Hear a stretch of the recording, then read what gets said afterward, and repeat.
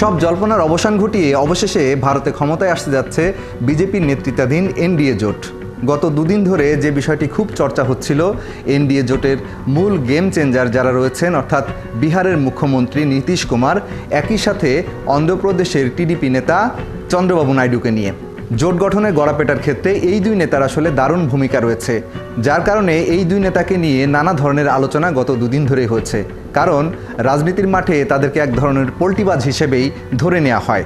তাই শঙ্কা ছিল যে তারা আসলে এনডিএ জোটে শেষ পর্যন্ত থাকবে নাকি কংগ্রেসের সাথে যোগ দিয়ে কংগ্রেসকে ক্ষমতায় নিয়ে আসবে। অবশেষে বুধবার এ নিয়ে বৈঠক করেছে এনডিএ জোট এবং এনডিএ জোট পরিষ্কার জানিয়ে দিয়েছে যে তারা আসলে এনডিএ জোটের সাথেই থাকছে। এমনকি এনডিএ জোট এই দুই নেতার কাছ থেকে লিখিত সমর্থন নিয়েছে, অর্থাৎ আর মৌখিক কোনো কথায় এনডিএ জোট বিশ্বাস পাচ্ছিল না। তার কারণ তারা জানতে পেরেছিল যে কংগ্রেসের পক্ষ থেকে এই দুই নেতার সাথে যোগাযোগ করা হচ্ছে, অর্থাৎ ক্ষমতা গঠনের পরেও যদি তারা আসলে তাদের কাছ থেকে সরে যায় বা সমর্থন সরিয়ে নেয় তাহলে তো বিপদে পড়বে বিজেপি। এই কারণে এবার আর তারা মৌখিক কোনো কথায় আশ্বস্ত হতে পারেনি, সরাসরি এই দুই নেতার কাছ থেকে লিখিতভাবে সমর্থন নিয়ে তারপর সরকার গঠনের ঘোষণা দিয়েছে বিজেপি। এরই মধ্যে তারা রাষ্ট্রপতির সাথে দেখা করেছেন এবং প্রধানমন্ত্রী নরেন্দ্র মোদী তার পদত্যাগপত্র জমা দিয়েছেন এবং রাষ্ট্রপতির কাছে বলেছেন তার দল আসলে ভারতের সরকার গঠনের জন্য প্রস্তুত এবং শনিবারই তারা শপথ নিতে চান। রাষ্ট্রপতি নরেন্দ্র মোদীর পদত্যাগপত্র গ্রহণ করেছেন এবং বলেছেন আগামী কয়েকদিন তিনি সরকারের দায়িত্ব পালন করে যেতে পারবেন। এর আগে বুধবার যে বৈঠকটি হয়েছে প্রধানমন্ত্রীর বাসভবনে এনডিএ জোটের নেতাদের সাথে, সেখানে কিন্তু নীতিশ কুমারও পরিষ্কার বলে দিয়েছেন যে তারা দ্রুত সরকার গঠন করতে চান এবং প্রধানমন্ত্রী নরেন্দ্র মোদীকে এই বিষয়ে তাগিদ দিয়েছেন।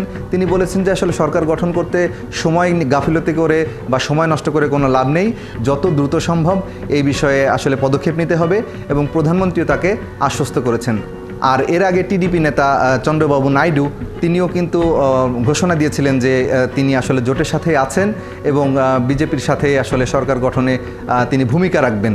তাই এই ঘোষণার মধ্য দিয়ে আসলে কিন্তু যে জল্পনাটা বা যে শঙ্কাটা তৈরি হয়েছিল আসলে জোটের গঠনের নিয়ে বা আসলে তারা শেষ পর্যন্ত থাকবে কি না এই দলে, কারণ নীতিশ কুমার যখন বিমানে ওঠেন দিল্লির উদ্দেশ্যে তারপর থেকে কিন্তু এই জল্পনাটা আরও বেশি বেড়ে যায়। কারণ তিনি কার সাথে বৈঠক করবেন, কংগ্রেস নেতারা তো বলেইছিলেন যে তারা তাদের সাথে বৈঠক করতে প্রস্তুত রয়েছেন এবং তারা তাদের মধ্যে হয়তো বা অন্য কোনো চুক্তি বা অন্য কোনো আলোচনা থাকতে পারে, যেটি আসলে ইন্ডিয়া জোট যেটি কংগ্রেসের সেই জোটের নেতাদের সাথে আজকে একটি বৈঠক হওয়ার কথা ছিল।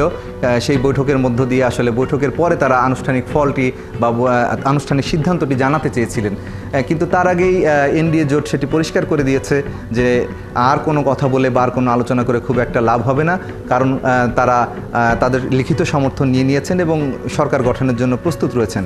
তবে সরকার গঠন করলেও বিজেপিকে আসলে স্বস্তির সাথে তার রাষ্ট্র পরিচালনা করতে পারবে, যেহেতু তার একক সংখ্যাগরিষ্ঠতা নেই। নির্বাচনের আগে হিন্দু জাতীয়তাবাদের ঘাঁটিগুলোয় প্রতিশ্রুতির নানা ফুলঝুরি ছড়িয়েছিলেন নরেন্দ্র মোদী, যেমন মুসলিম সংখ্যাগরিষ্ঠ ভারতের কাশ্মীরের স্বায়ত্তশাসন প্রত্যাহার, অযোধ্যায় গড়িয়ে দেওয়া ঐতিহাসিক বাবরি মসজিদের স্থানে রাম মন্দির নির্মাণ এবং বিতর্কিত নাগরিকত্ব আইন কার্যকর করা।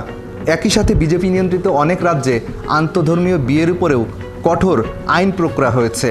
এইসব বিষয়ে নির্বাচনী প্রচারণায় যেমন কাজ করেছে, একই সাথে কিন্তু ভারতের যে কংগ্রেস নেতা রাহুল গান্ধী তিনি কিন্তু তার নির্বাচনী প্রচারণায় সবসময় সরব ছিলেন এবং তিনি বারবারই বলেছেন যে বিজেপি সরকার যদি ক্ষমতায় আসে তাহলে ভারতের সংবিধান ঝুঁকির মধ্যে পড়তে পারে। একই সাথে ভারত জড়ো আন্দোলন করেছিলেন রাহুল গান্ধী, সেখানে দারুণভাবে মানুষের সমর্থন পেয়েছেন।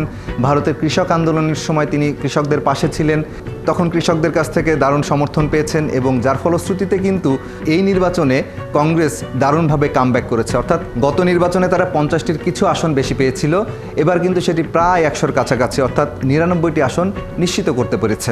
কংগ্রেসের এই ক্ষেত্রে একটি বড় অর্জন হবে এবং শক্তিশালী বিরোধী দল হিসেবে তারা পার্লামেন্টে অবস্থান করবে বলে মনে করা হচ্ছে। নির্বাচনে আরেকটি দিক খেয়াল করে দেখুন, উত্তরপ্রদেশ যেটি বলা হয় যে সেটি জয় করলে আসলে দিল্লি জয় করা হবে, সেখানে কিন্তু এবার বিজেপি দারুণভাবে ধাক্কা খেয়েছে। আপনারা জানেন যে সেখানে কিন্তু মুখ্যমন্ত্রীর ভূমিকা পালন করছেন যোগী আদিত্যনাথ। তিনি একসময় আরএসএসের নেতা ছিলেন এবং গত 2 দফায় তিনি কিন্তু ব্যাপকভাবে সক্রিয় ছিলেন লোকসভা নির্বাচনে। এইবারে কিন্তু সেই বিষয়টি লক্ষ্য করা যায়নি, অর্থাৎ তার ভূমিকাটা কিছুটা দুর্বল ছিল।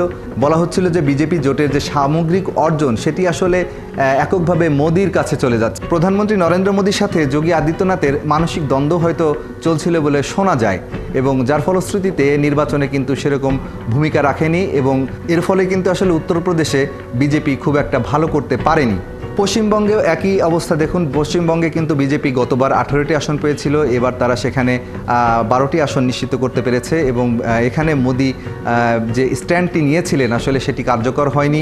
এখন আসলে দেখার অপেক্ষা বিজেপি এই জোট সরকারের অধীনে কতটা স্বাচ্ছন্দ্যের সাথে তার সরকার পরিচালনা করতে পারে।